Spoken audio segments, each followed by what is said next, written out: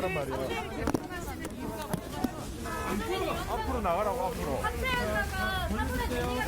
그리고 오늘 일정 전면 취소하신 배경은 어떻게 되시나요? 지금 정책 발표하셨는데 혹시 어떤 입장이세요? 선대위 전면 개편에 대한 입장 한 말씀만 부탁드리겠습니다.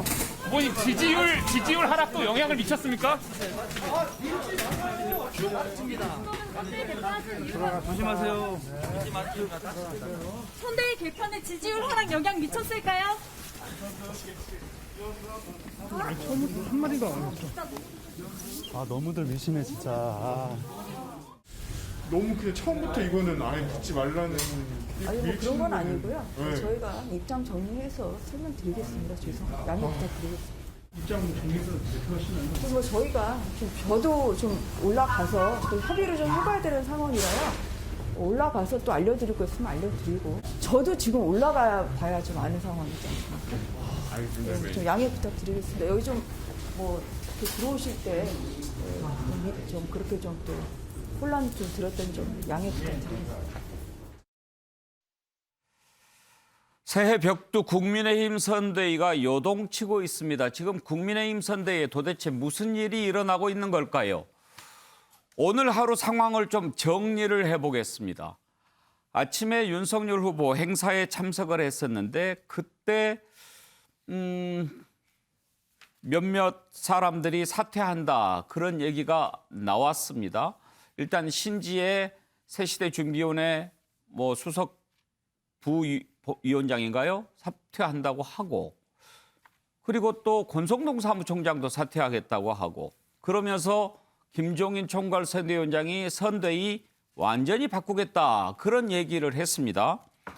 그랬다가 김기현 원내대표, 김도읍 정책위원회 의장, 추경호 원내수석 부대표도 사퇴한다.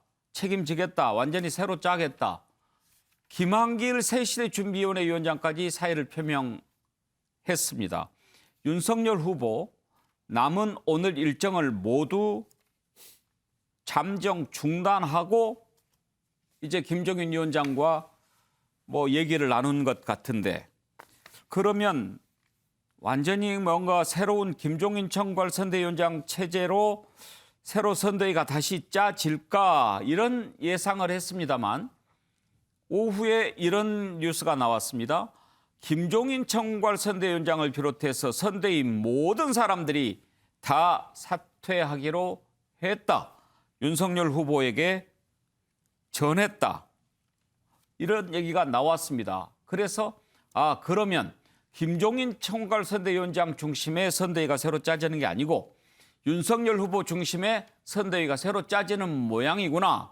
이렇게 생각했는데 김종인 총괄선대위원장 방금 전에 아니 나 사퇴한다고 말한 적이 없는데 이렇게 기자들에게 얘기했습니다. 이건 뭘까요? 김종인 위원장 얘기를 들어보시죠.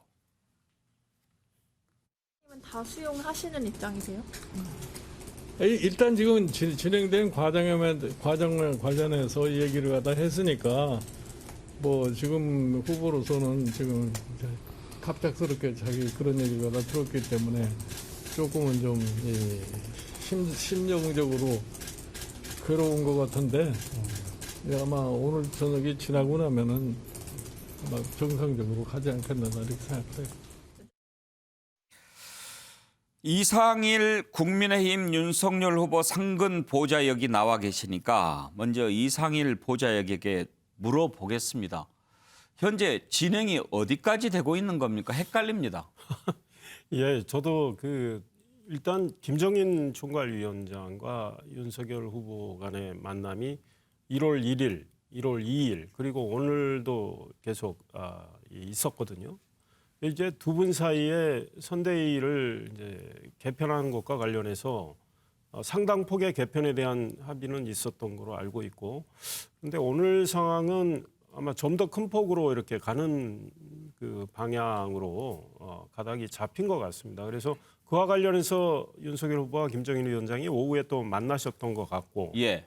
그 내용과 관련해서는 지금 김종인 위원장 말씀대로 좀 더 파격적인 어떤 내용이 있었기 때문에 이제 윤석열 후보 는 좀 아직 준비가 안 된 측면이 있었던 것 같고요. 그런데 글쎄요, 지금 뭐 두 분 사이에 어떤 논의가 오가는지 저도 지금 밖에 있기 때문에 잘 모르는 상황인데 아마 이 저녁 시간 동안 예. 뭐 충분한 소통을 하시지 않을까 이런 생각을 해봅니다. 그래서 내일쯤 일단 그것부터 확인을 해볼게요. 네네. 그 보도 자료가 나온 겁니다. 그러니까 기자들에게 김종인 총괄 선대위원장과 김병준 위원장을 포함한 모든 선대위 상임위원장단 그리고 또 그 본부장들이 일괄적으로 사의 표명을 윤석열 후보에게 했다. 이게 이제 공식 입장으로 자료가 나온 거잖아요. 이 부분은 사실입니까 아닙니까? 그거는 사실인 것 같습니다. 그거는 이제 공보단에서 보도 자료를 낸 것이 사실입니까? 보도 자료- 사의 표명을 했다는 게 사실입니까? 보도 자료라기보다 공보단에서 기자들에게 알렸던 것 같아요. 네. 근데 김종인 위원장이 아니라고 하는 거는 그러니까 뭘까요? 아마 약간 이 소통에 약간 뭐가 착오가 있었는지 모르겠지만 예. 일단 그 전부 사의 표명했다는 것과 이제 그와 관련해서 이제 저의 생각을 말씀드리면 일단 백지 상태에서 제로 베이스에서 선대위를 다시 구성하는 이런 거고 선대위 구성 권한은 사실은 후보가 이제 갖고 있는데 김정인 위원장 중심으로 이렇게 선대위 구성을 재편해보자 이런 흐름으로 쭉 왔기 때문에 결국 후보와 김정인 위원장 간에 저는 충분한 대화를 통해서 선대위가 다시 구성되지 않을까 이런 생각하고 알겠습니다. 자, 아무튼 지금까지 상황은 확실하게 확인은 되지 않습니다. 김종인 위원장이 저렇게 얘기를 하기 때문에 전부 다 사표를 낸 건가 아닌가, 김종인 총괄 선대위원장이 완전히 그립을 잡고 가는 건가 아닌가도 지금 확실하지 않습니다. 그러나 오전 얘기를 들어보면 김종인 총괄 선대위원장이 선대위 내 중심으로 완전히 바꾸겠다라고 할 때만 해도 윤석열 후보가 그 내용을 잘 몰랐던 것 같습니다.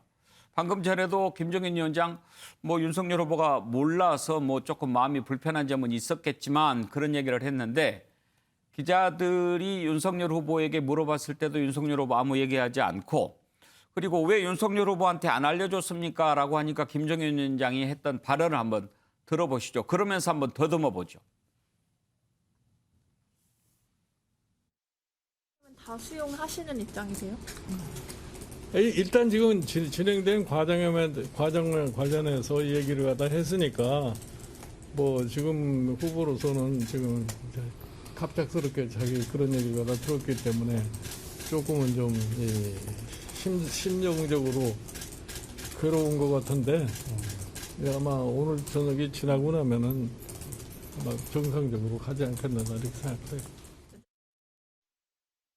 국민들의 정서에 따르는 측면에서 우리 이 국민의 선대위가 하여튼 최선의 노력을 갖다 경주한다는 것을 국민 여러분에게 보여드리기 위해서 우리 선대위의 전면적인 개편을 갖다가 지금 단행을 하겠다는 것을 말씀을 드립니다. 위원장님, 후보한테 선대위 개편을 사전에 동의를 구하지 않았다는 얘기도 있는데요. 뭐 내가 동의를 구할 필요가 없어. 내가 뭐 판단하는 기준에 의해서 내가 얘기를 하는 거지. 반드시 뭐 후보한테 얘기를 들 바에 내가 총괄 선대위원장이라는 위치 자체가 아무 의미가 없는 거 아니야? 그럼 또 후보 패싱 얘기가 나오지 않겠습니까? 후보 패싱은 무슨 패싱이야, 다 알게 되는데. 개표 방향 언제쯤 윤곽이 나올까요? 감사합니다. 신성범 의원, 지금 저 말은 좀 이해가 안 됩니다. 후보 패싱은 무슨 패싱이야 다 알게 되는데 나중에 알게 되는 게 패싱 아닌가요? 지금 제가 상황을 들어오기 전까지 종합해 보니까 일단 어젯밤에 권성동 사무총장 겸 총괄 지원본부장이 6개 본부장을 다 사표를 내겠습니다라는 의견을 윤석열 후보에 전달했는데 전 윤석열 어떤 반응을 보이는지는 기사에 안 나와 있어요. 제 짐작컨대는 좀 기다려봐라고 얘기했을 가능성이 높다. 그다음에 그 뜻이 어찌됐건 김종인 위원장에게 전달됐고 김종인 위원장은 바로 윤석열 후보에게 컨펌, 확인하지 않은 상태에서 본인의 재량으로 사표 다 받아라, 사표 수리하겠다.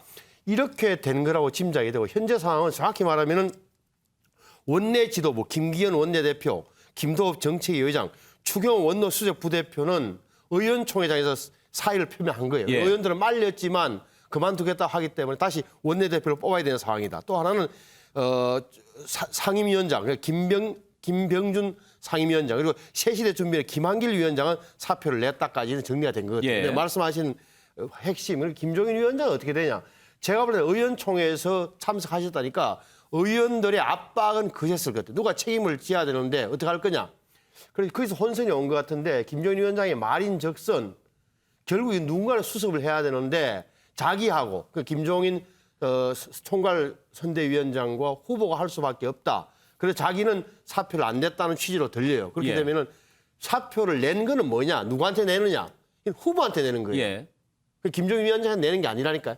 후보한테 그렇죠. 내는 거예요. 선대위라는 것은. 그러니까 따라서 오늘 밤이나 내일 새벽 아침 정도면 아마 김종인 위원장과 윤석열 총장이 만나서 사표 낸 사람 다 중에 누구는 반려하고 누구는 한다든지 아니면 구성을 또 선대위를 처음부터 어떻게 할 것인지 이 부분에 대한 협의가 들어갈 거다 하는 게 제가 생각하는 지금 상황이었다. 그러니까 문제는 맨 앞부분에 김종인 총괄선대위원장이 빠져 있는 상태에서 이런저런 사람들이 다 사표를 내고 그랬으면 김종인 위원장 중심으로 윤석열 후보가 함께 이렇게 새 판을 짜는구나 이렇게 생각할 거 아니에요. 그렇죠. 그런데 오후 5시쯤 돼가지고 총괄선대위원장도 사퇴한다는 얘기가 나왔기 때문에 이건 뭐냐? 그러면 윤석열 후보가 완전히 윤석열 후보 중심으로 짠다는 거냐? 이렇게 생각할 수 있는데 김종인 위원장이 아니야 나 사퇴하는 거 아니야 라고 하니까 이게 그림이 이상해지는 거죠.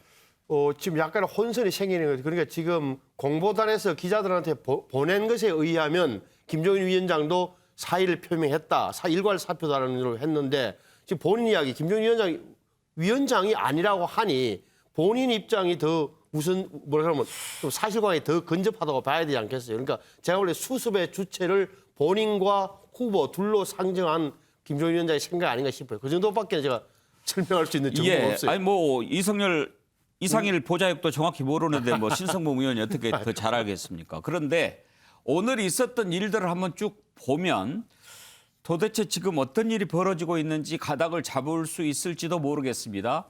이준석 대표 그리고 김기현 원내대표 얘기를 한번 먼저 들어보죠. 어떤 이유에서든지 후보의 지지율이 한 달 사이에 15% 남짓 대부분의 여론조사에 빠졌다라고 한다면요. 국민들이 바라면서 누군가는 책임을 져야 됩니다. 네. 누군가는. 그래서 당대표는 자기 직을 던지겠다고 나갔고 그런데 아무도 이게 문제다. 이야기하는 사람도 없고 책임을 지겠다는 사람도 없습니다. 네. 그러면 그 책임은 범다 후보한테 갑니다. 네. 지금 그게 우리 후보가 겪고 있는 상황이거든요. 네. 그리고 선대위라는 거는 열흘 앞두고도 다 고쳐야 되는 것이고 문제가 있으면 네. 그게 다 국민들한테 비춰지는 것인데 지금은 선대위에 앉아있는 분들 중에 내 잘못입니다 하는 사람 아무도 없습니다. 내가 그만두겠습니다 하는 사람 아무도 없습니다. 그럼 모든 잘못이 아니 모든 책임론이 후보에게 가는 구조가 되는 겁니다. 먼저 남 탓할 일이 아니고 바로 내 잘못이다, 내 탓이다 라고 저는 생각하고 원내대표인 저부터 쇄신에 앞장서겠다는 마음을 먹었습니다. 저부터 먼저 공동선대위원장직과 원내대표직을 내려놓겠습니다. 최대한 빠른 시일 내에 후임 원내대표를 뽑도록 하고 그 선출 직후에 후임 원내지도부에 업무를 인수인계한 다음에 오로지 대선 승리만을 위해서 백의종군하면서 함께 길 빠다고 나가서 민심의 바닥에서부터 훑어나가도록 하겠습니다. 내가 당신의 비서실장 노릇을 선거 때까지 하겠다. 내가 뭐 선거 총괄 선대위원장이 아니라 비서실장의 노릇을 할 테니 이 후보도 태도를 바꿔서 우리가 해준 대로만 연기만 좀 해달라 이렇게 부탁을 했습니다. 제가 과거에 여러 번 대통령 선거도 경험을 해봤습니다마는 후보가 선대위에서 해주는 대로 연기만 잘할 것 같으면은 선거는 승리를 할 수 있다고 저는 늘 얘기를 합니다. 후보는 연기만 해달라 이 발언이 적절한지 그 부분도 논란이 있습니다만 그것은 조금 이따가 따져보기로 하고 자 지금 현재 나오는 상황들을 쭉 보면 이준석 대표가 그렇게 반대했던 신지혜 씨가 그만둔다고 하고 또 권성동 사무총장도 그만둔다고 하고 선대위 새로 짠다고 하니까 그러면 이준석 대표 다시 들어오게 하려고 하는 그런 포석인가? 오전에는 그런 분석이 나왔습니다. 그랬다가 김종인 위원장 중심으로 다 바꾼다라고 하니까 윤석열 후보가 그러면 이제 김종인 위원장 체제로 가나 이렇게 생각할 수도 있었고 그랬다가 지금 이제 윤석열 후보 중심으로 그러면 다 바뀌는 건가 이런 생각이 드는데 김두수 총장 어떤 일이 벌어지고 있는 것 같습니까? 분석 좀 해주시죠.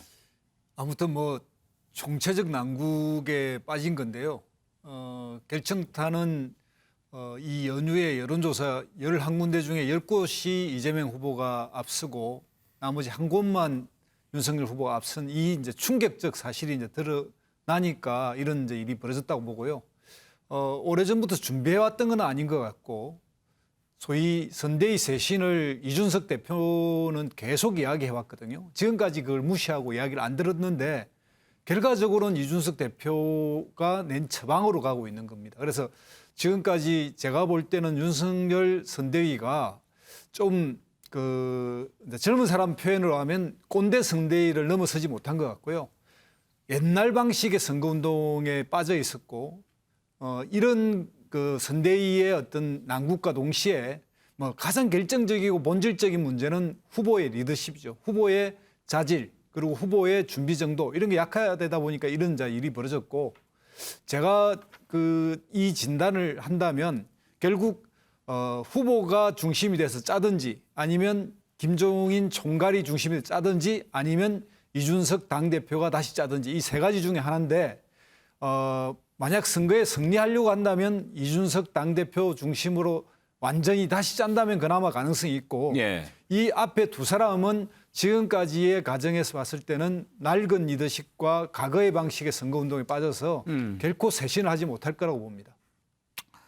정혁진 변호사 보시기에 지금 정리가 되고 있는 중인 것 같습니까? 헝클어진 상태인 것 같습니까? 제가 봤을 때는 결정을 아무도 못하고 있는 것 같아요. 그러니까 후보든 대표든 뭐 대표는 지금 뭐 실질적인 대표 역할도 안 하니까 아니면 총괄 그 본부장이든 결정을 못하고 우왕좌왕하는 거 아닌가. 제일 안 좋은 게 결정장애 아니겠습니까? 딱 그런 모습인 것 같은데 제가 곰곰이 생각을 해봤거든요. 그런데 지금 수능을 코앞에 두고 있는데 목표는 서울대 의대예요. 처음에는 학생이 성적이 괜찮게 나왔거든요. 그런데 시험을 코앞에 두고 아버지가 집 나가가지고 막 이상한 행동을 하는 것도 이상한데 그 학생 보고 쟤는 공부 못한다 원래. 쟤 성적이 저렇게 안 나오는 애다. 이렇게 이야기를 하는데 진짜로 애가 성적이 안 나온단 말이죠. 왜냐하면 모의고사가 갈수록 좀 어려워지지 않습니까? 조금 어려운 난이도를 딱 만나니까 성적이 확 떨어지는 거예요. 그러면 이 상황에서 엄마라도 딱 이렇게 붙잡고 앉아가지고 돈 많은 집이니까 뭐 과외 선생 붙이든 학원 선생 붙이든 이렇게 딱 해가지고 공부해라. 내가 시키는 대라 했더니 학생은 공부 안 한다라고 하고. 그러니까 그 과외 선생들은 나 못 가르치겠다 하고. 지금 딱 이런 상황이 아닌가. 그렇다라고 하면 지금 시험을 포기하는 건가? 옆에서 보는 사람들은 할아버지 할머니들은 걱정이 되는 거죠. 그러면서 대리 시험이라도 지금 쳐야 되는 거냐? 지금 이런 식으로 사람들이 생각하는 거 아닌가? 저는 그런 느낌까지 듭니다. 이상일 보좌의 표정이 아주 어두워졌습니다. 지금 말씀하신 비유는 전혀 적절하지 않고 지금 진통의 과정이죠. 거듭나기 위해서. 지금 그대로 만약에 간다고 생각해 보세요. 전혀 변화 없이. 그러면 아마 더 하락을 할 겁니다. 그런데 후보가 1월 1일 국민들께 큰절도 드리면서 저부터 바뀌겠습니다 그랬습니다. 그리고 작은 갈등 이거는 대선 승리를 위해서 다 이 해소해 가면서 다시 한번 정권 교체를 위해서 우리가 결의를 다지자는 취지의 이야기를 했고 그런 맥락에서 당일 1월 1일부터 김종인 위원장과 대화를 해왔단 말이에요. 1월 1일 선대위 신년 인사에 끝난 다음에 위원장과 후보가 만났습니다. 1월 2일도 만났어요. 오늘 또 만났어요. 아마 지금 현 시점에서 보시기에는 많은 혼돈 상황으로 보이지만 거듭나기 위해서는 알을 깨고 나와야 되는 거죠. 지금 그 과정에 있는 거죠. 그래서 지금 가지고 논평을 한다. 그 논평들이 이 다음에 얼마나 적절한지는 지켜봐야 되지만 이런 몸부림이 없이 어떻게 변화하고 쇄신을 하겠습니까? 그 쇄신의 과정으로 이해해 주시면 좋겠다. 이런 그러면 생각입니다. 이상일 보좌역 생각하시기에 네. 앞으로 새로운 선대 어차피 이제 전부 다 새롭게 가야 될 것 아닙니까? 그러면 김종인 총괄 선대위원장을 그대로 두고 꾸리는 것하고 김종인 총괄 선대위원장까지 다 그만두고 윤석열 후보가 완전히 새로운 선대위를 꾸리는 것하고 어떤 것이 더 효율적이라고 생각하십니까? 저희가 아마 그 과거에도 이런 일이 있는데 일괄 사표를 내서 그 소위 후보한테 일임을 하고 후보가 그런데 그 일괄 사표를 다 수리하는 건 또 아니지 않습니까? 결국은 후보와 김정인 위원장이 주체가 돼서 선대위를 확실하게 재편해 보자. 이 저는 공감대는 형성이 돼 있다고 생각을 하고 이제 그 과정을 밟아 나갈 걸로 생각을 하고요. 그런 맥락에서 후보와 위원장이 이야기를 해왔던 거고 어제 본부장들이 다 사표를 내자 이런 공감대가 있어서 또 권성동 사무총장이 후보에게 이야기를 또 했고요. 그런 맥락에서 이 선대위를 얼마나 확실하게 재편하느냐. 근데 지금 선대위의 6개 본부장이 이제 사의 표명을 해서 사표를 다 수리한다고 했을 때 그 자리에 또 다른 분을 채우면 선대위의 기존의 문제가 그대로 남아 있거든요. 그러니까 구조까지 다 수술을 해가지고 알겠습니다. 체제를 좀 바꾸는 문제를 논의하고 있다 이런 생각이 듭니다. 박진현 단장 보시기에는 어떻게 바뀔 것 같습니까? 제가 정보도 좀 취합을 해보고요. 그다음에 제 약간의 뇌피셜도 있는데 당을 오래 해본. 제가 보기에는 그 김종인 위원장과 윤석열 후보가 2, 3일 동안 충분히 숙의된 이야기인 것 같아요. 이야기를 해서 선대위 일괄 사퇴 후 재구성하자. 아마 이런 정도로 이야기가 된 것 같아요. 그런데 오늘 갑자기 무슨 일이 생겼냐면 원내 지도부, 그다음에 최고위원들까지도 사퇴한다 이야기가 나온 겁니다. 이 부분은 제가 봤을 때 김종인 위원장과 윤석열 후보가 협의된 이야기가 아닌 것 같아요. 이 이야기는 결국은 뭐냐면 이준석도 사퇴하라 이야기거든요. 이건 선대위가 아니고 당 지도부지 않습니까? 선대위 이야기를 했는데 당 지도부까지 이야기 나오니까 여기 누가 개입된 것 같다. 아마 저는 이런 느낌이 있다고 봅니다. 여기에는 윤석열 후보가 모르는 상황에서도 저는 흔히 하는 윤핵관이라든가 누가 개입돼 있을 가능성도 있다. 그렇기 때문에 이것이 당내에서 혼돈이 생기면서 갈등이 더 증폭된 게 아니나 저는 그렇게 예상을 해봅니다. 그러면 지금 김종인 위원장하고 윤석열 후보하고 의견이 같다고 보십니까? 아니면 충돌하고 있다고 보십니까? 저는 같다고 봅니다. 당연히 선대위 일괄 사퇴 후 재구성 정도까지 두 분이 계속 최근에 식사도 같이 하지만 자주 뵙다고 합니다. 그 정도 이야기가 충분히 저는 됐을 거라고 보는데요. 갑자기 저는 이 원내 지도부와 최고위원 사퇴까지 이야기 나오는 것은 제가 봤을 때는 윤석열 후보 주위에 과잉 충성파들이 어떤 그 의견을 냈기 때문에 후보도 잘 모르는 상황으로 가고 있지 않나 그렇게 저는 예측이 됩니다. 하도 상황이 복잡해서 정리하는 데 시간이 많이 걸렸습니다. 혹시 방송 진행 중에 새로운 상황이 들어오거나 그렇게 되면 또 전해드리도록 하겠습니다. 그런데 국민의힘 선대위에 여러 가지 좀 이상한 일들이 일어나고 있다라고 하는 것은 최근에 몇 가지 일로 감지할 수 있었습니다. 그 내용 한번 살펴보죠. 이준석 대표가 권성동 사무총장과 오늘 충돌을 했습니다. 아침에 회의 때 윤사모 커뮤니티 이런 데서 전화번호, 그러니까 내 전화번호, 내 개인정보가 공개가 돼서 엄청나게 문자 폭탄이 들어왔다. 이 정보 유출자 색출해야 된다. 이런 얘기를 했습니다. 권성동 총장, 그걸 내가 어떻게 알겠냐. 당 외곽 조직까지 확인하겠다라고 했는데 약간 이준석 대표한테 불쾌한 그런 반응을 보였습니다. 왜? 총장이 왜 그런 것을 관리를 안 해주느냐라는 얘기로 들렸겠지요. 그런 부분에 대한 불만을 나타낸 적이 있습니다. 한번 들어보시죠. 메시지가 굉장히 정교해야 되는 게 국민들은 지금 우리 당에서 나온 메시지 하나하나를 보고 있습니다. 그런데 보면은 이준석이 선거에 미치는 영향이 없다. 그러니까 필요 없다라고 하는 사람들의 주장은 탄핵하자는 거고요. 또 필요하다고 생각하는 사람들의 주장은 어떻게든 선대위 끌고 가야 된다는 주장이잖아요. 둘 중에 어떤 건지 대전략을 먼저 세워야 됩니다. 지난 2주간 선대위는 선거대책위원회가 아니라 이준석 대책위원회로 실제로 돌아갔습니다. 네. 어떻게 하면 당대표를 또 모욕 주고 당대표를 거꾸라뜨리고 또 어떻게 하면 당대표를 협박해서 데리고 들어오고 이런 식으로 할까 이것만 연구했던 것 같거든요. 네. 저는 이제 정신 좀 차리고 선거대책위원회로 가서 이런 기본적인 선거의 내용들을 짚으면서 후보를 보좌했으면 좋겠습니다. 예, 자 이준석 대표 이런 메시지 가지고 갈등이 있었는데 신성범 의원, 그 권성동 총장한테 할 얘기가 맞나요?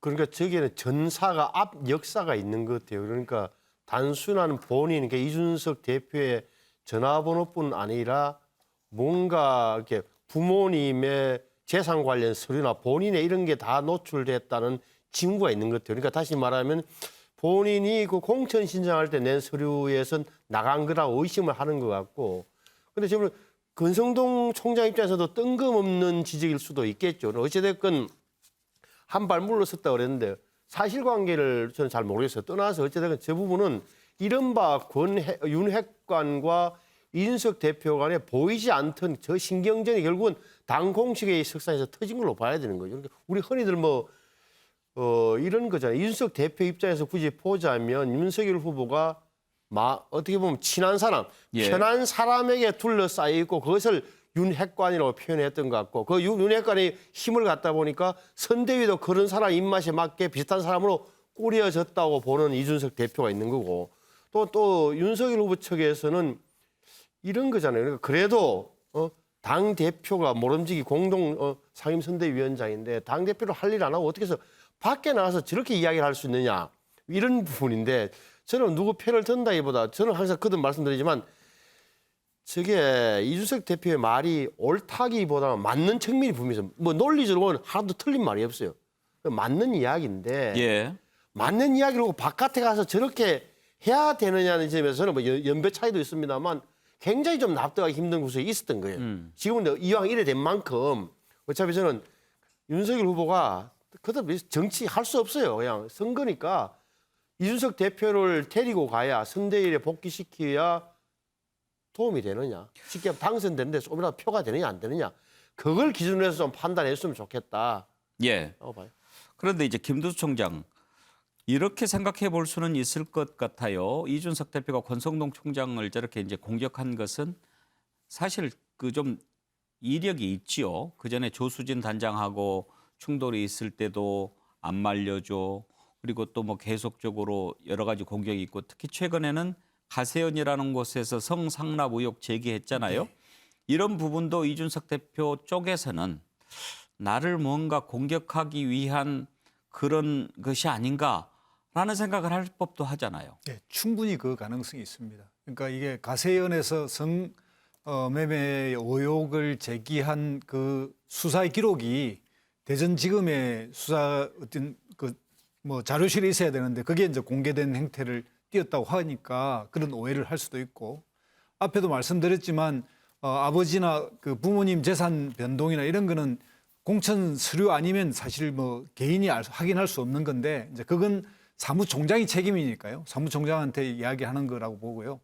무엇보다도 이게 그 이준석 당대표의 권능과 그 힘을 믿고서 저 선거를 치러내려고 한다면 현재 윤석열 후보 주변에 흔히 말하는 윤핵관 부분을 정확하게 제거하고 새로 짜야 되는데 그 부분에 있어서 권성동 사무총장이 일종의 그 당해로 보면 이제 기둥이거든요. 이 기둥을 맡고 있는 권성동 사무총장에게 간접적으로 윤핵관 이야기를 이준석 대표가 한번 확 찔러봤다 이렇게 저는 생각합니다. 그런데 정혁진 변호사, 지금 국민의힘 선대위 출범한 이후에 이준석 대표도 그렇고 온통 싸우는 얘기밖에 없어요. 지금 이제 이런 상황까지 왔는데 그 근본적인 이유가 뭐라고 생각하십니까? 그러니까 서로 안 맞는 사람들이 팀을 이루려다 보니까 저런 지경에까지 이룬 것이 아닌가 그런 생각이 들고요. 지금 김두수 총장님 말씀하셨지만 제가 봤을 때 이준석 대표 입장에선 대선이 문제가 아닌 것 같아요. 본인의 정치적인 생명이 달려 있는데 아니, 내가 죽겠는데 뭐 윤석열 후보가 대통령이 되든 말든 그건 그 다음 문제가 아닌가 그런 생각이 들거든요. 그래서 문자 폭탄 운운하지만 그 문자 폭탄이라고 하는 거는 그냥 한번 하는 이야기인 것 같고 실질적으로는 그 가세연에서 그 성상납 그런 자료들이 어떻게 갔을까? 그 굉장히 은밀하고 그런 일이 있었다라고 알기도 힘든 자료가 어떻게 저런 데 넘어갔을까? 거기에다가 뭐 부모님 재산이나 그런 문제까지. 그래서 그런 부분들을 지금 그 생각을 갖다 하고 있으니까 그러니까 제가 봤을 때는 그 대표가 저런 생각을 갖고 있는데 당이 제대로 굴러가는 게 그게 오히려 정상이 아닐 것 같다. 저는 그런 생각이 사실 듭니다. 예, 지금 치고받고 하는 일들이 많았습니다. 이준석 대표가 밖으로 계속 도는 동안에 또 김민전 교수하고도 이준석 대표가 설전을 벌이고 신지혜 씨하고도 공방을 벌이고 지금 하나가 돼서 앞으로 나가도 제대로 될까 말까 한 판에 이런 일들이 계속 겹쳤으니 아무래도 선대위 새로 꾸밀 필요는 있었겠죠. 그런데 그 선대위 구성마저도 지금 진통을 겪고 있는 겁니다. 자, 김민전 교수 또 신지혜 씨 관련된 내용을 한번 들어보시죠. 요즘은 뭐 그야말로 취업의 문이 굉장히 좁고요. 남학생들은 군대 가기 전에 군대 가기 전이라고 해서 술 마시고 학점 안 나오고 군대 갔다 오고 나서 또 군대 갔다 오고 나서 또 뭐 적응하는데 학점 안 나오고 또 20대 여성들의 경우에는 대학 때 내가 학점도 잘 받고 공부 정말 잘 때까지 열심히 했는데 취업하려고 보니까 결국 남자가 스펙이더라 라고 하는 거예요. 원래 사실 정치적으로 보면 지지율이 낮고 뭔가 부족한 후보자가 계속해서 토론을 하자고 하는 것이 정치계의 문법입니다. 토론을 못해서 피한다? 이거는 저는 오히려 더 잘못된 기존의 정치 문법에서 보면 더 잘못된 프레임인 것 같고 그러니까 지지율이 높아서 지금 토론하지 않는 쪽이 유리하다. 그래서 그쪽을 택했다. 이렇게 지금 말씀하시는 겁니다. 네, 그렇죠. 원래 부족한 후보들이 토론을 더 요청하죠. 예, 요즘 나오는 여론조사를 보면 초박빙인데요. 네. 그럼 그것도 안 맞는데요. 그러게 이제 토론을 하실 때가 되지 않았나 저도 생각합니다. 네. 그게 진심인지 아닌지 사실인지 아닌지 여부와는 상관없이 일단 국민들께 사과드리는 정치인들이 많은데 그렇게 훈련돼가는 거죠. 공인의 가족이 되신 지도 얼마 안 되셨고 네. 그렇기 때문에 저는 성장해 나가는 성장통 중에 하나라고도 생각이 좀 듭니다. 자, 박진현 단장, 지금 이제 신지혜 씨 발언에 대해서도 이준석 대표가 말도 안 되는 소리다고 쏘아붙였고 김민전 교수 그 뭐 술 마시는 남자애들 그건 무슨 얘기였죠? 이제 남학생들이 예. 학점이 나쁜 이유가 예. 군대 가기 전에 술 마시고 군대 갔다 와서 술 마시기 때문에 학점이 나쁘다. 그 이야기를 한 거죠. 네. 나중에 좀 부적절하다고 얘기는 했죠. 예. 저 부분에 대해서도 이제 이준석 대표가 공격을 한 거고. 그렇죠. 네. 그 뭐 제가 보기에는 이런 것 같습니다. 그 앞에서 이제 다른 분들도 말씀을 하셨는데 이준석 대표의 사생활 관련되는 내용들이 윤핵관이라고 하는 분들 쪽에서 나왔다라고 지금 이준석 대표는 그렇게 오해를 하고 있는 것 같고요. 또 한편으로 보면 역으로 윤핵관이라고 하는 분들 쪽에서 봤을 때는 이 이준석 대표가 최근에 후보 사퇴론, 교체론 이런 이야기들의 진원지가 아닌가 이런 오해가 저는 같이 중첩되어 있는 것 같습니다. 그런 부분에서 굉장히 좀 이게 저는 해결되기 힘든 케이스로 왔기 때문에 제가 앞에서 말씀드린 것처럼 이준석 대표를 이제는 완전히 빼야 되지 않겠느냐. 이런 뭐 기획이 있었을 수도 있다. 이렇게 보여집니다. 그런 부분이 있고요. 그리고 또 선대위 구성에 있어서 근본적으로 좀 저는 좀 이건 뭐 여야를 구분하고 잘못된 방식인 게 우리 무지개 선대위하고 악극단 선대위는 완전 다른 겁니다. 무지개하고 악극단 예, 어떤 무지개 차이죠? 선대위는요. 예. 색깔이 다양하더라도 무지개라는 하나 속에 같이 있습니다. 최소 공약수 그러니까 우리 최소 강령이라고 합니다. 가치와 비전에 대해서 합의가 되고 들어옵니다. 이걸 이제 우리 무지개 선대위라고 합니다. 그런데 이 악극단 선대위는 뭔가 하면요. 이 흔히 아는 이 악보를 가지지 않고 그냥 서로가 막 두드리면서 들어오는 겁니다. 지금 그냥 반문재인 정서 정권 교체론에 의해서 당신 앞으로 어떤 정권이 됐으면 좋겠어, 무엇이 됐으면 좋겠어 이거 확인 안 하고 들어와 있으니까. 학술 용어인가요? 아니 제가 만든 용어. 악극단도 들을 만한 건 들을 만해요. 근데 이제 그 우리 흔히 보통 이 오케스트라와 악극단은 다른 개념으로 이야기를 하지 않습니까? 악극단 하시는 분들한테 죄송합니다. 그러니까 자칫하면 또 악극단 폄하 발언이 요즘 악극단 하시는 분들이 안 계시니까.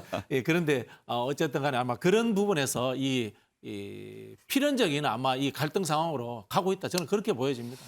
예, 자 이렇게 복잡한 양상이 벌어지고 있습니다. 그런데 왜 그런 걸까요? 그게 가장 큰 것은 여론조사 지지율의 변화 아니겠습니까? 최근에 나온 여론조사를 한번 살펴보겠습니다. 1월 들어서 나온 조사기도 하고 또 작년 연말에 나오기도 한 건데요. 아무튼 최근 거를 한번 보지요. 예, 넥스트 리서치가 조사한 건데요. 연말에 조사한 겁니다. 이재명 후보가 34.9, 윤석열 후보가 26%까지 떨어졌습니다. 안철수 후보는 7.8% 나온 조사고요. 또 다른 조사를 볼까요? 코리아 리서치 조사는 이재명 후보 38.5, 윤석열 후보 28.4, 안철수 후보는 8.4, 더 많이 나온 여론조사인데 윤석열 후보 20%대를 기록한 것을 알 수가 있습니다. 한국 리서치 조사에서도 윤석열 후보 20%대로 내려앉았습니다. 이재명 후보는 39.3, 안철수 후보는 더 올라갔네요. 8.1%. 이렇게 모든 여론조사가 또 있습니까? 네, 이렇게 모든 여론조사가 이재명 후보가 윤석열 후보를 뒤집은 그런 여론조사가 다 나왔기 때문에 이제 여러 가지 반성 또 어떻게 하면 바꿀 수 있을까 하는 고민일 텐데 문제는 이것을 보는 시각입니다. 무엇 때문에 윤석열 후보 지지율이 내려갔느냐 하는 건데 일단 김종인 위원장, 이준석 대표는 후보 탓으로 돌리는 것 같습니다. 이준석 대표 후보가 가만히 있으면 된다 이야기하고 김종인 위원장 연기만 해달라 이렇게 얘기를 하지 않습니까? 들어보시죠. 내가 당신의 비서실장 노릇을 선거 때까지 하겠다. 내가 뭐 선거 총괄 선대위원장이 아니라 비서실장의 노릇을 할 테니 이 후보도 태도를 바꿔서 우리가 해준 대로만 연기만 좀 해달라 이렇게 부탁을 했습니다. 제가 과거에 여러 번 대통령 선거도 경험을 해봤습니다마는 후보가 선대위에서 해주는 대로 연기만 잘할 것 같으면은 선거는 승리를 할 수 있다고 저는 늘 얘기를 합니다.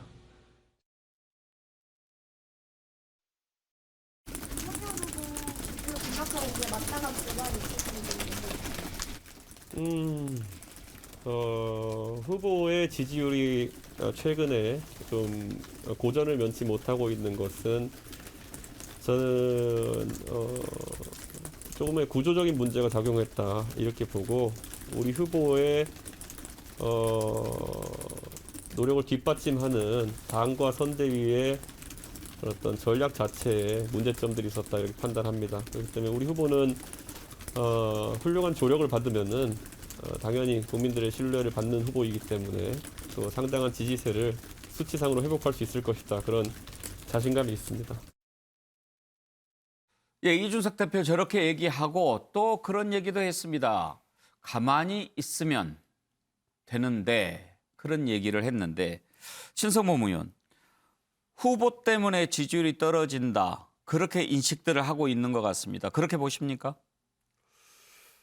종합적일 텐데 후보 탓이 크죠. 그거는 뭐 어느 선거나 마찬가지. 왜 그러냐면은 저는 이렇게 느끼는데 결국은 이제 저 인선 문제 이런 걸 보면 사람들이 대통령이 돼도 혹시나 친한 사람, 편한 사람 위주로 가는 건 아니라 생각할 테고 부인 문제에 대한 대처 방법을 보면서 위기 대처 능력이라는 게 공정훼손 이 부분을 보는 것 같고 이런 거고 결정적인 장면은 저는 이런 걸 생각해요. 그러니까 윤석열 후보의 강점이 뭡니까? 정치 신인으로 뭔가 소신과 뚝심이 있고 뭔가 정치판을 확 갈아올 것 같아. 변화와 혁신의 주체가 돼야 되는데 언제부턴가 당내 기득권, 뭐 경선 과정에서는 그렇다 쳐요. 당내에서 어차피 대세를 형성하고 주력 부대가 되었으니까 어떻게 보면 뭐 주체가 되었으니까. 근데 그 후도 야당 후보 같지 않고 안주하는 듯한 기득권에 포획당한 듯한 전입금에서는 모든 게 시작됐다고 봐요. 예. 그런데 그렇다고 해서 그러면 이준석 대표나 김종인 위원장이 잘못이 없느냐? 잘못 있어요. 제가 볼 때는 김종인 위원장도 뭔가 모르게 지난 서울시장 선거 때 8개월, 9개월 전과는 다르게 장악력이나 존재감이 굉장히 미약해졌어요. 적어도 백주 이야기를 했으면 끝까지 밀어붙여서 뭔가 윤석열 대통령이 되면 백조가 나오겠구나라든지 나름대로 뭐가 있어야 되는데 굉장히 약해졌다. 이준석 대표도 옳은 소리긴 한데 제가 그전 말씀드립니다만 옳은 이야기를 왜 저렇게 바깥에서 하느냐는 저 대목 그리고 안에서 왜 저렇게 치열하게 싸우면서 후보를 바꾸지 못했을까? 윤핵관 과연 그 윤핵관 때문일까? 그런 문제는 남아있단 말이에요. 저는 그래서 총체적이되 후보의 책임이 클 수밖에 없다. 이것은 후보의 숙명이기도 하다. 그런데 다행히 제가 볼 때 윤석열 후보는 본인의 문제점을 알고 있는 눈치다. 1월 1일 날 말씀하시는 거 들어보니까 본인이 이제 윤석열 정부가 되면 무엇이 국민의 삶이 달라질 것에 대해서 새로운 걸 내놔야 된다는 그런 상황인식을 갖고 있는 것 같다. 늦었지만 좀 다행이라고 봐요. 그런데 정혁진 변호사, 아무리 그래도 국민들이 후보를 찍는 것 아니겠습니까? 그런데 총괄선대위원장이 우리가 시키는 대로 연기만 해달라 이렇게 얘기하는 것은 좀 곤란하지 않나요? 저는 곤란하지 않고 그게 맞다라고 보거든요. 왜냐하면 윤석열 후보는 아주 착각을 하고 있다고 저는 생각을 해요. 이재명 후보는 무조건 지지하는 사람들이 많아요. 뭐 대장동이 터지든 아들이 도박하고 별짓을 하든 무조건 지지하는 사람들이 많은데 윤석열 후보 그렇게 지지하는 사람 저는 못 봤거든요.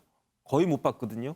윤석열 후보를 지지하는 것은 윤석열이라고 한 사람을 지지하는 게 아니고 윤석열이 정권을 교체하고 이재명 후보가 대통령이 되는 것을 저지할 수 있을 것이다. 거기에 대해서 그 사람들이 그 기대로 하나의 어떻게 보면 하나의 그 수단으로 윤석열을 지지하는 거지 개인적으로 능력이 있고 해가지고 지지하는 것은 저는 아니다라고 생각을 하는데 그런데 윤석열 후보는 이제 본인이 사실은 뭐 부장검사하다가 갑자기 검사장하고 검찰총장하고 심지어 이제 그 야권의 제1야당의 유력한 대권 후보에다가 지지율도 막 40% 넘어가고 하니까 내가 이렇게 대단하구나라고 생각을 하는 것이 아닌가. 그런데 현실은 뭐냐면은 윤석열이 안 될 것 같다라고 하니까 사상누각처럼 지지율이 절반으로 확 떨어지지 않았습니까? 그래서 이 부분에 대해서 정확하게 그 인식을 하고 거기에 대한 대책을 마련하지 않으면 저는 가망성 거의 없다라고 판단됩니다. 이상일 보좌역은 지지율 하락의 원인을 어떻게 분석하고 있습니까? 이 복합적이라고 생각합니다. 이제 사실은 후보 본인도 국민들께 말씀을 드렸지만 제 책임입니다. 제 탓입니다. 이거를 강하게 하고 있습니다. 그러니까 후보가 원래 하고자 했던 메시지가 후보가 표현의 문제랄까 또 설명에 있어서 약간의 문제 때문에 제대로 전달 안 되면서 후보의 준비가 덜 된 거 아니냐 이런 인상을 심어준 측면들도 있었고 그다음에 이제 선대위가 효율적으로 기능하지 못했던 거는 분명히 있기 때문에 그 문제의식 때문에 지금 선대위를 완전히 해체해서 재구성하자는 이런 상황까지 왔고 또 이준석 대표하고 관계에서 우리 국민들이 다 아시다시피 이런 내용들이 굉장히 길어진 상황이란 말이죠. 이게 이제 복합적으로 작용하면서 우리 국민들께서 많은 걱정을 하고 이러다가 정권을 결국은 교체 못하는 거 아니냐. 그리고 또 실망한 분들도 생겨나고 저도 용인에서 당협위원장을 하고 있지만 정말 정권 교체를 원하는 분들이 굉장히 지금 걱정을 많이 하고 계십니다. 그래서 이 걱정, 불안, 초조 지금 이 상태인데요. 저는 이 불을 제대로 댕기면 다시 윤석열 후보가 정상 궤도로 올라갈 수 있다 이런 생각을 하고 그런 지금 과정에 있다. 그리고 김종인 위원장이 연기만 해달라. 이제 표현의 문제 때문에 여당이 또 공격을 하고 그러는데 이거는 메시지의 혼선을 최대한 줄이고 후보와 우리 당이 또 선대위가 원하는 메시지를 아주 선명하게 가져가 보자. 이 손발 잘 맞춰보자 이거고요. 이 메시지를 선대위에서 만들기 전에 후보하고 계속 조율을 해왔습니다. 그래서 그걸 잘해보자 이 뜻입니다. 알겠습니다. 말씀하시는 중에 속보가 들어왔네요. 윤석열 후보 측의 이양수 대변인인가요? 김종인 위원장 사의 표명이 아니다. 임태희 실장과 소통에 착오가 있었다. 아까 김종인 위원장이 나 사의 표명하지 않았다라고 했는데 일단 김종인 총괄선대위원장 사의 표명은 잘못 전달된 거다라는 속보가 들어왔습니다. 그래도 아직 그 내부 사정은 정확히 잘 모르겠군요. 내일쯤 정리할 수 있을 것 같은데 아무튼 이렇게 윤석열 후보 지지율이 하락하다 보니까 이런저런 얘기가 나옵니다. 후보 교체론도 나오고 안철수 후보와의 단일화 더 당겨야 된다 이런 얘기도 나오는데 그 내용 살펴보죠. 안철수 후보 요즘에 지지율이 많이 오르고 있지요. 그러면서 몸값이 올라가는데 민주당에서도 뭐 합치자 그런 얘기가 나오고 윤석열 후보 또 뭐 그런 얘기 하는데 요즘 그래도 잘 나가는 안철수 후보 선뜻 단일화 얘기 안 하죠. 나는 그런 생각하지 않는다라고 하는데 어떻게 될까요? 안철수 후보 얘기를 들어보죠. 남들은 과거를 이야기할 때 저는 미래를 이야기하기 때문 아닌가 싶습니다. 그리고 또 여러 가지 도덕적인 문제라든지 가족 문제에 대해서 가장 결격 사유가 없다는 점도 아마 판단하는데 작용을 했을 거라고 생각합니다. 저는 지금 제가 정권 교체의 주역이 되려 나왔다고 여러 번에 걸쳐서 말씀드렸습니다. 지금 제가 가는 길은 지금 현재 기득권 양당들이 가는 길과는 다릅니다. 김두수 총장, 안철수 후보 지지율이 2자릿수 나온 것까지 지금 조사된 게 있지 않습니까? 예. 더 올라갈 수도 있을까요? 지금 상황으로 보면 충분히 더 올라갈 여지가 있고요. 이거는 윤석열 후보에서 떨어져 나온 표가 중도 또는 안철수 후보에게 머무는 현상이거든요. 그러니까 좀 더 윤석열 후보가 하락하면 그대로 안철수 후보로 올라간다고 봐야 되고요. 또 하나는 당내에 지금 이런 불안한 후보로서는 정권 교체를 못할 것 같다라고 생각하면 더 적극적으로 후보 교체 방식은 이제 당내에서 유일하게 윤석열 후보가 사퇴를 해야만이 교체가 되니까 그게 아닌 당 밖에서의 교체 방식, 그건 즉 단일화 방식인데 단일화 방식을 통해서 실질적인 후보 교체를 하려고 한다면 안철수 후보의 지지율이 올라가야 합니다. 그런 부분에 어떤 좀 더 전략적 생각을 하는 사람들의 지지가 옮겨갈 가능성이 있고 그런 측면에서 안철수 후보 지지율이 당분간은 더 올라갈 것이다 이렇게 예상합니다.